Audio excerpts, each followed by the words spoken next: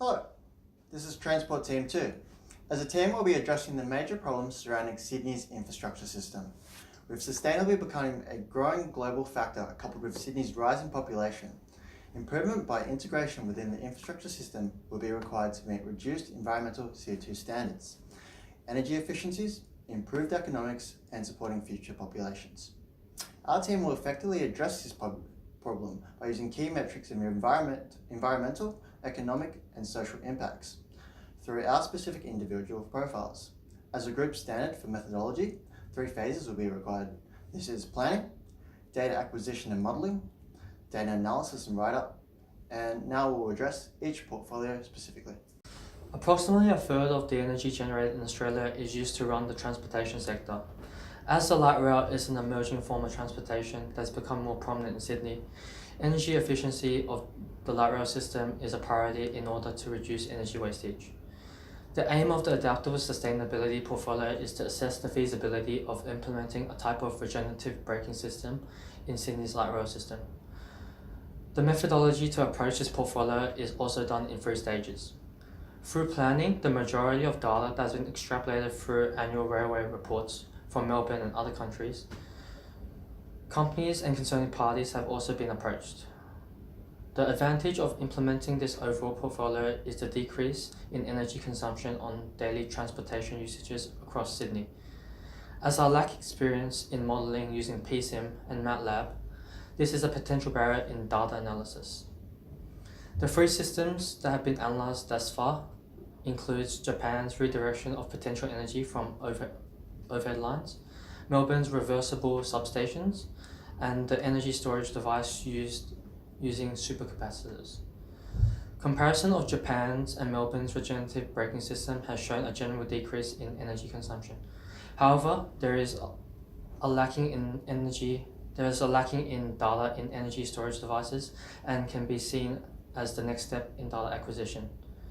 A contingency plan in place associated with the delay of information from primary sources would be solved by visiting and/or calling these organisations. Since regenerative braking is used all around the world, the data taken would share similar characteristics to Sydney's light rail's layout. For example, the spaces dedicated for tram drive. My portfolio will be addressing urban energy efficiency. The aim of my portfolio is to explore the renewable distributed automation systems and how they can be used to improve energy efficiency in Sydney. Due to the increase in Australia's population growth by 1.6% as of 2018, there has been an increase in energy consumption by 1.1%, which is 0.3% higher than the last 10 years. This results in high electricity demands and the need to produce more efficient energy, particularly in urban areas such as Sydney.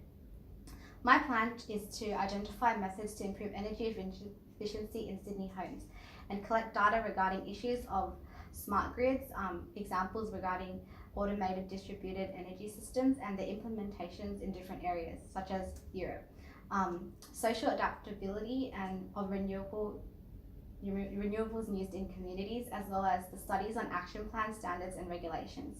Further data analysis will be done by conducting research for distributed systems regarding social, economical and environmental impacts.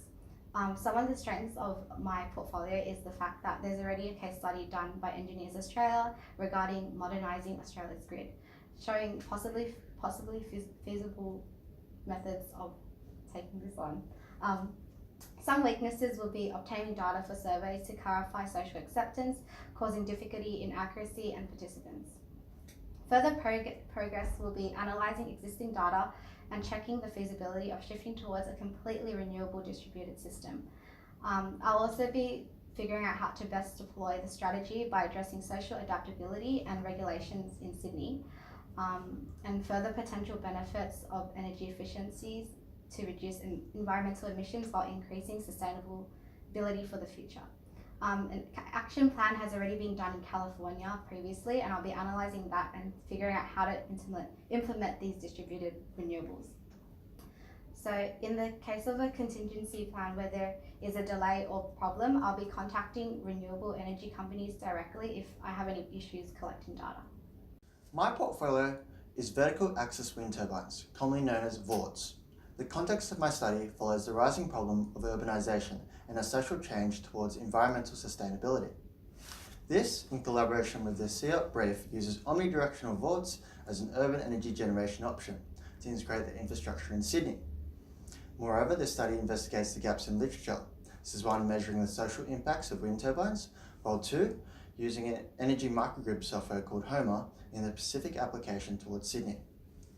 This context has led to my aim of undertaking an environmental, social and societal feasibility study implementing vertical axis wind turbines as an urban energy generation offset within Sydney.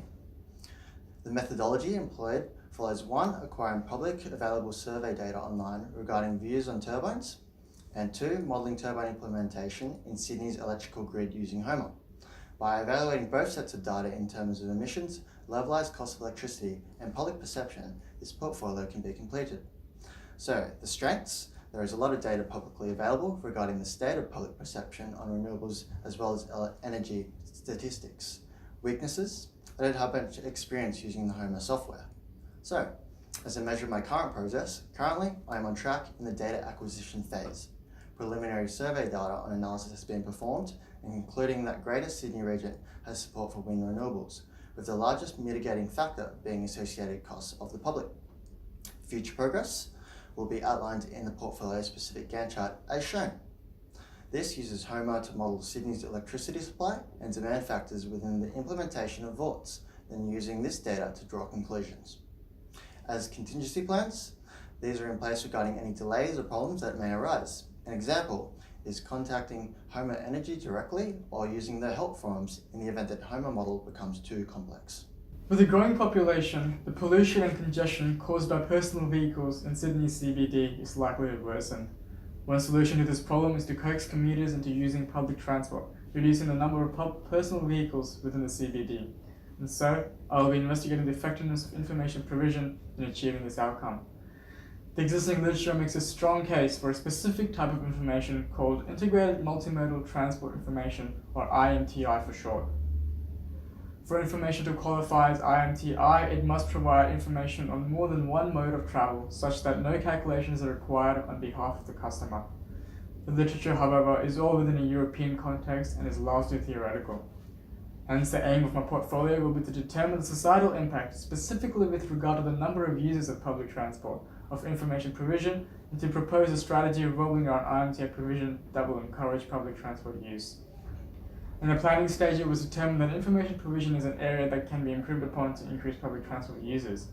Hence, in the data collection stage, I will require data on customer satisfaction of information provision and the total number of trips on public transport. I will also be conducting surveys to determine the specifics of the information customers are looking for to make the switch to public transport.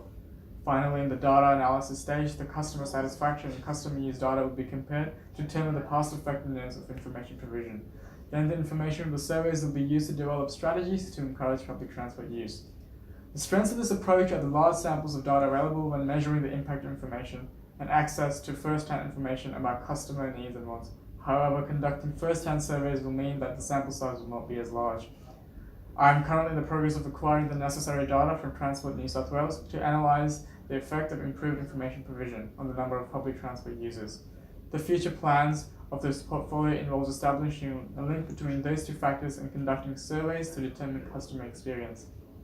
The contingency plans for this portfolio are for the case in which there isn't sufficient data. If I'm unable to obtain the data from Transport New South Wales, I will conduct first-hand surveys. In the case there's not enough responses, I could approach Growsoft, the developers of Tripview, for the data they have collected.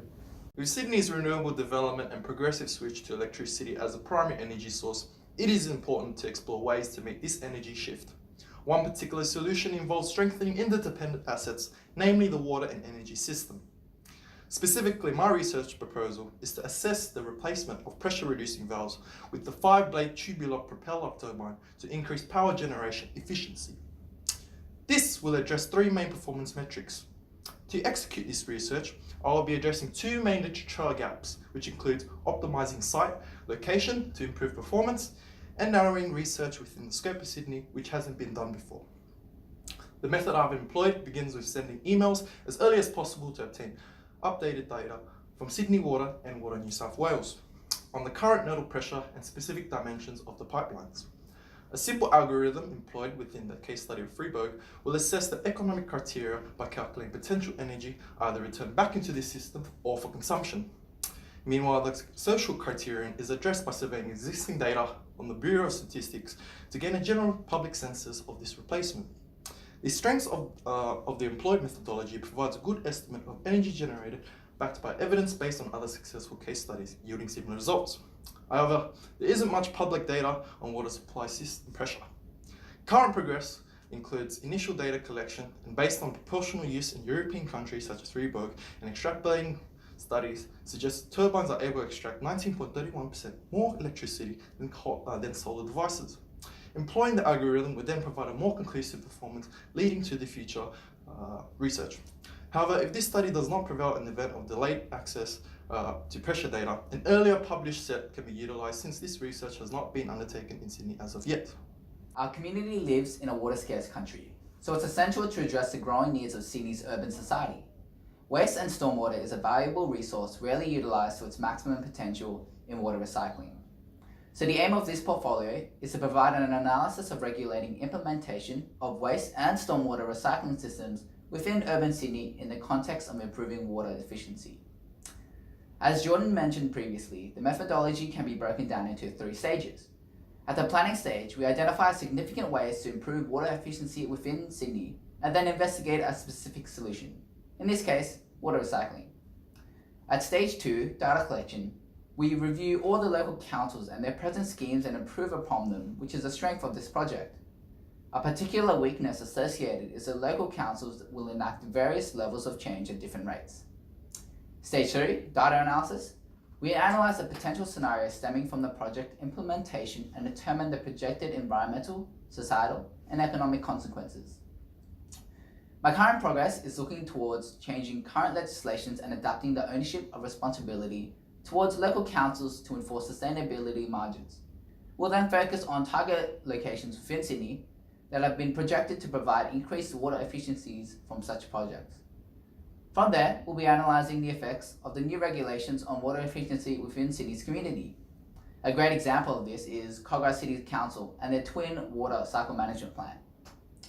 In the event of any delays or problems arising from contingency plans have been prepared. As an example, in the circumstance the data for the councils spanning the Sydney area are too broad, the research will instead focus on councils with expected greater impact. Transport accounts for over 28% of non-renewable energy consumption in Australia, 3/4 of which is accounted for by road transportation. Given the majority of road transport being translated through buses, their small energy losses individually add to a large energy loss overall in the transport industry.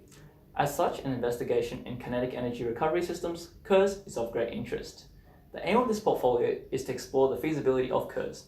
Specifically, this will be the implementation in Sydney's fleet of commuter buses with respect to societal, environmental, and economic impacts.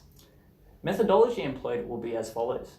First of all, there will be data acquisition, acquiring bus telemetry data from Transport New South Wales to determine the route in which best represents Sydney's geographical context. Data will also be collected primarily through the use of mobile device featuring GPS and accelerometer sensors to ensure Transport New South Wales data is accurate. Second of all is analysis. The data obtained from Transport New South Wales will be used to calculate energy usability as captured by the system. Findings will be used to assess the feasibility of the potential energy that can be captured and reused. The strength of this methodology is that it is simple and is error-free. However, the weakness is that there is a data set choice that I would have to choose between in the event of large discrepancies between the two. As for current progress, I have first of all evaluated 3 variations of K.E.R.S based off high efficiency and historical dependency, and mechanical K.E.R.S was found to be the most suitable. This system has been evaluated to reduce fuel usage by approximately 11.21%. Second of all, Transport New South Wales has been contacted for access to the historic telemetry data. Testing has been performed on the mobile device also to ensure functionality. In terms of contingency plans, in the event that Transport New South Wales does not reply, my primary data collected will be solely used. Now you've seen the combination of our 7 portfolios, Transport Team 2 seeks to implement the next stages of the project catered towards environmental, economical, and societal performance metrics. By conveying a 3-step methodology phase, our team proposes to integrate the project plan into Sydney's infrastructure starting the month of June. Thanks for listening.